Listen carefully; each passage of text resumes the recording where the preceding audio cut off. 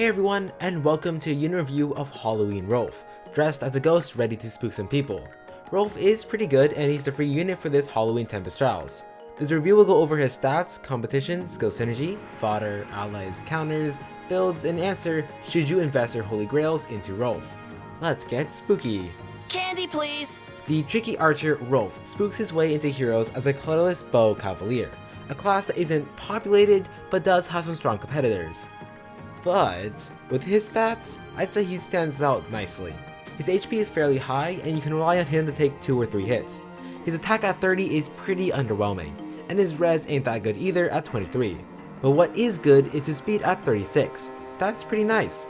His defense at 28 is alright, but could be better. In fact, it can be better actually. His bow, the Candle Wax Bow, gives him +3 to all stats. So when you take another look at his stats, they're a lot better. 33 attack is workable, 39 speed is amazing, 31 defense is very solid, and 26 res is bad-ish, but it's better and that's what matters. Combined with his HP, he can take more hits, which is very nice. Something to note, his BST is 157. When I get to BST comparisons, this number will be important. For competition, let's take a look at Brave Lin.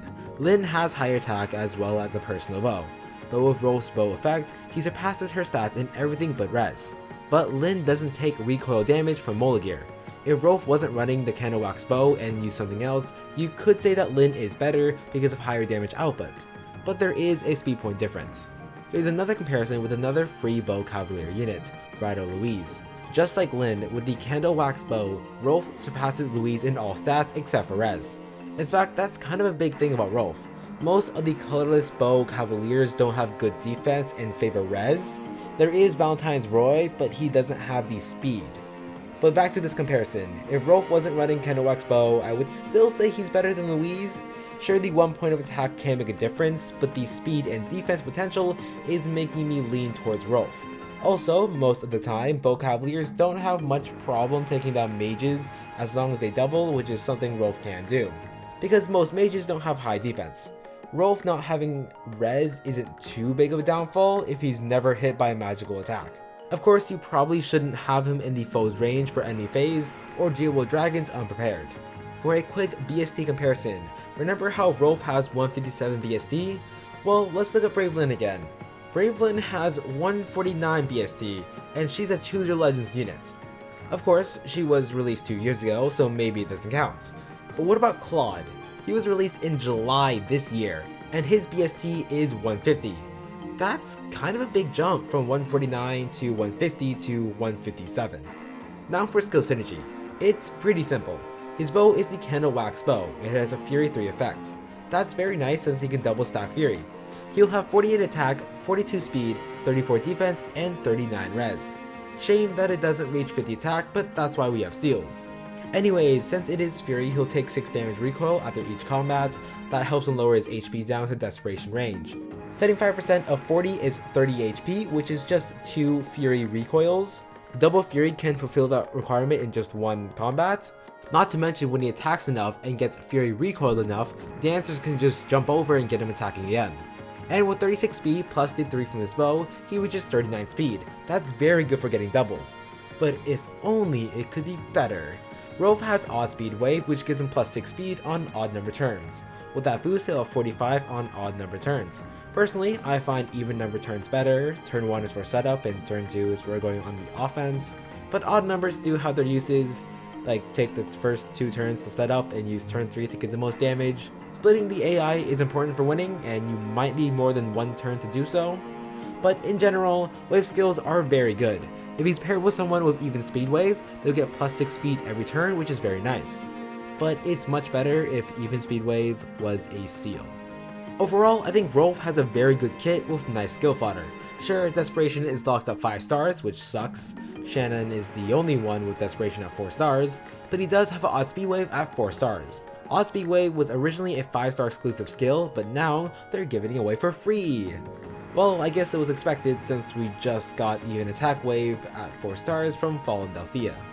For fodder, I would say Norn is good with the Candle Wax Bow. She benefits from having all of her stats buff. There is a problem with how much she can tank now because the free recoil will decrease her HP. For Odd Speed Wave, probably support units or someone who can pair nicely with someone who has even speed wave. Winter Erica is pretty nice since she can heal up Valentine's Ike to keep him in special fighter range, as well as give him Heart's Blade and speed wave bonus. For allies, healers are good if his HP is running too low from the Fury recoil. He also appreciates units who can take on mages because he doesn't have the best res and doesn't want to deal with Raven Tome units. Someone with even speed wave works pretty well with him, and preferably an attack buffer so he deals more damage. For counters, obviously Raven Tome units. High defense units can easily take a hit from him, and if they have this encounter, it's going to be hard for Rolf. Magic units, especially dragons, are going to be tricky, and healers can kick him out of the desperation range. First build, Tricky Synergy. Since he has Fury in his bow, why not double stack Fury? His stats are very good and he easily slides into desperation range. Not to mention that it will also help him slide easily into brazen attack speed range. Now he'll have 55 attack and 51 speed. Throw an odd speed wave and Rolf will have 57 speed. That's amazing! He's a doubling high damage monster. Or, well, ghost. Moonbow is there for taking on high defense units. Second build, Wild Candles. Double Fury is cool and all, but what about easily getting plus 14 attack? Candle Wax Bow's recoil can get him under 80% HP, and for 42 HP it would be around 33.6 HP to get the Brazen bonus. You can mix and match Brazens, but I think attack, defense, speed is a good combo. He already has a lot of speed from odd speed wave, so you can use one of your Brazens for defense, so he'll do more damage with Bonfire. Third build, Vengeful Ghost. This set focuses on using that recoil damage from his bow to power up Vengeance. Rolf has pretty good HP to get a good amount of damage from Vengeance.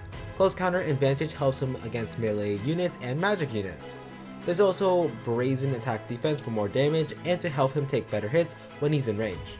I don't have other builds for Rolf, but do know that with his great stats, 36 speed, and desperation skill, he has a lot of flexibility and variety with builds. And if you have another build for him, feel free to comment down below. So, should you invest your holy grails into Halloween Rolf? On the yes side, he's got excellent speed and solid defense. His bow gives him the stat bonus he needs to be better, and it has synergy with desperation. He has odd speed wave to give away, which is pretty helpful for plenty of units. He stands out in his class, and I bet Shinon would be happy to see him succeed. And Oscar and Boyd. On the no side, his lack of attack is unappealing. You don't like the Fury recoil? Not all units use the speed wave, and you might be someone who likes those units. Perhaps you've already invested a lot into another Bow Cavalier, and you're not interested in building another one. Personally, I'd say no to making a plus 10 Rolf, but yes to speed wave fodder. And if you don't have a Brave Lyn or Claude, then yeah, Rolf can be your replacement, but that low attack is troublesome, and while his speed is great, doubles don't do much without damage. He relies a lot on his bow to be good, which is fine. A lot of units rely on their certain skill gimmick, but I really wish Rolf was... You know what? No, I'm not gonna be roundabout with this. I just want Rolf to have higher attack. 32 or 33 base attack would be so much nicer for him. And yeah, he'll still have to rely on his bow to reach 35 or 36 attack. It's worth the damage. Thanks for watching. Happy Halloween, people! I know it's a month early, but I don't know if I'm going to make a video on Halloween, so yeah. My upload schedule is pretty bad. You can always follow me on Twitter to see if I'm alive at exalt_ty. I recently bought Astro Chain, but I haven't finished 3 houses, so Astro Chain will have to wait a bit.